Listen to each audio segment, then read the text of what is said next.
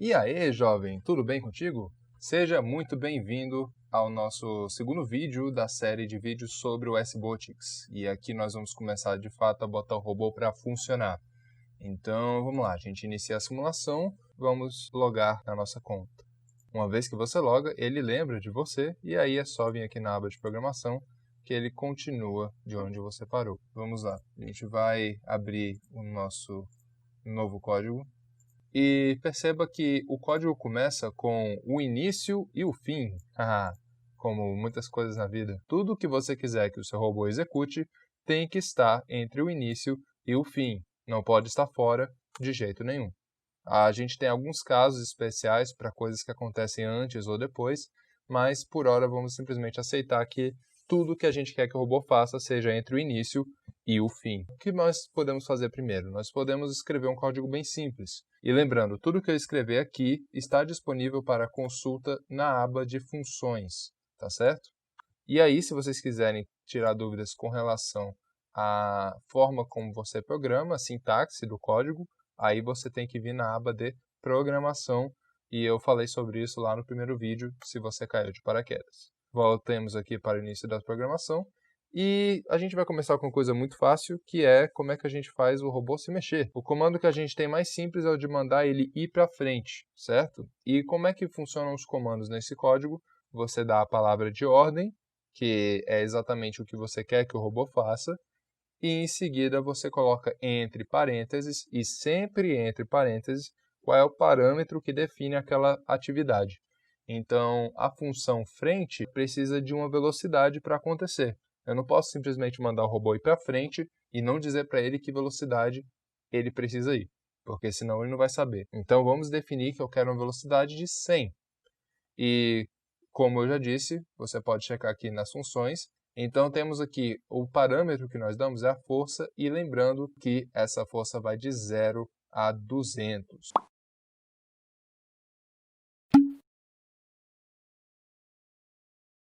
De 0 a 200, se você colocar a velocidade 100, você está no meio do caminho. Então, eu posso mandar o robô ir para frente, mas eu também preciso dizer para o robô por quanto tempo eu quero que ele vá para frente. Então, para eu dar esse limite, eu uso o comando esperar.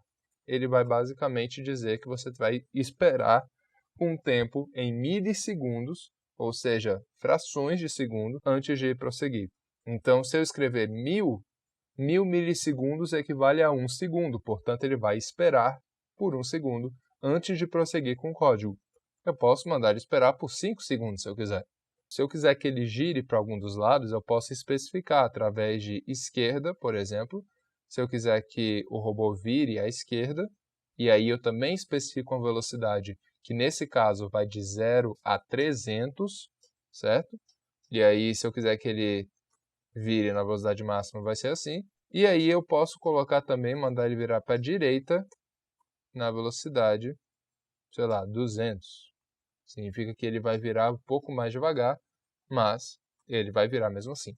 E sempre a gente precisa colocar aqui no meio o comando de esperar, beleza? Então eu vou colocar aqui mais um comando, que é mandar o robô ir para trás, porque pode ser que eu precise disso no meu código. E vou mandar ele para trás na velocidade 200, que é a máxima,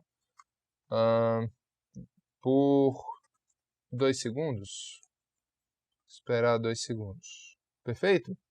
Então, para ficar um pouco mais organizado, eu vou dar esse espacinho aqui entre os comandos para você saber de quem é cada... Opa, esqueci um aqui. Para você saber de quem é cada intervalo de esperar, beleza? Então, o nosso comando está dizendo basicamente isso. Vou andar para frente, esperar 5 segundos, andar para a esquerda e esperar 5 segundos, andar para a direita e esperar 3 segundos, andar para trás e esperar 2 segundos. E aí, depois disso, o meu código acaba porque chegou ao fim. E aí, o robô para de se mexer.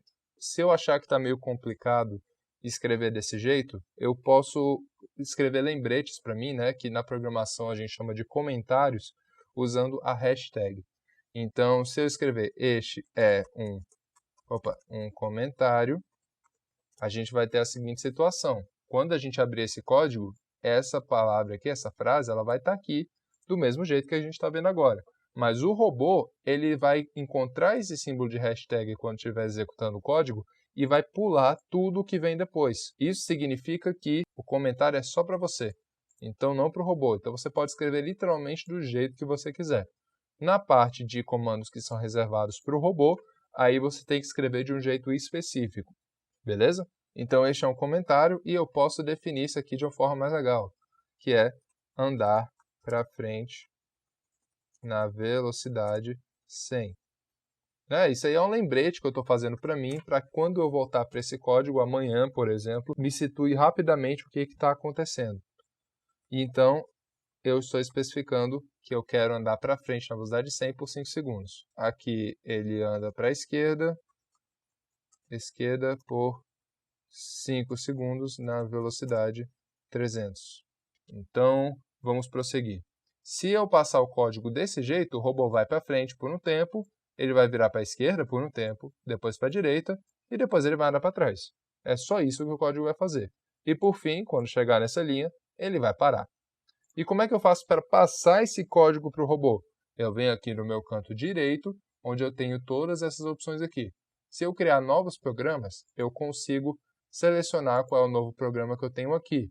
E eu já tenho um chamado Gelatina e o outro chamado AlexEdit aqui, como as opções. Atualmente eu estou com esse aberto e eu consigo saber disso pelo ícone do papelzinho aqui em cima. Aqui eu tenho a opção de salvar o meu código. Então no momento em que eu apertar em salvar, ele vai me dar uma mensagem aqui embaixo, tá vendo? O programa salvo com sucesso. Eu tenho a opção de compilar e enviar, e é nessa opção que a gente vai apertar para poder mandar para o nosso robô. É nesse momento em que o programa vai verificar como é que o nosso código está escrito e vai verificar se ele encontra algum erro de escrita no nosso código. Lembrando, é erro de escrita. Se você escrever alguma coisa e a lógica estiver errada, ele não vai verificar isso. Ele vai verificar somente se a escrita, a sintaxe do código está certa. Então ele vai verificar se você não esqueceu de fechar um parênteses, ou então se você escreveu o nome da função certinho. Então se você clicar nessa opção e essa mensagem de programa compilado com sucesso apareceu, significa que o programa não só passou no crivo, como ele também já está implementado no seu robô. Então você pode vir aqui na opção de cima, testar a rotina, e aí quando você apertar de novo, ele começa a executar. E perceba que ele não está nem aí para a pista porque a gente mandou ele para frente. E aí depois mandou ele virar para o lado, que no caso é a esquerda, por 5 segundos. Aí ele vai virar para a direita por 3. Aí ele está dando uma mensagem aqui e depois ele vai para trás.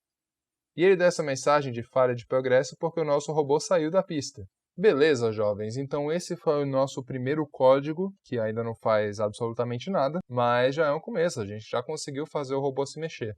No próximo vídeo, então, a gente vai continuar de onde a gente parou. Fechou?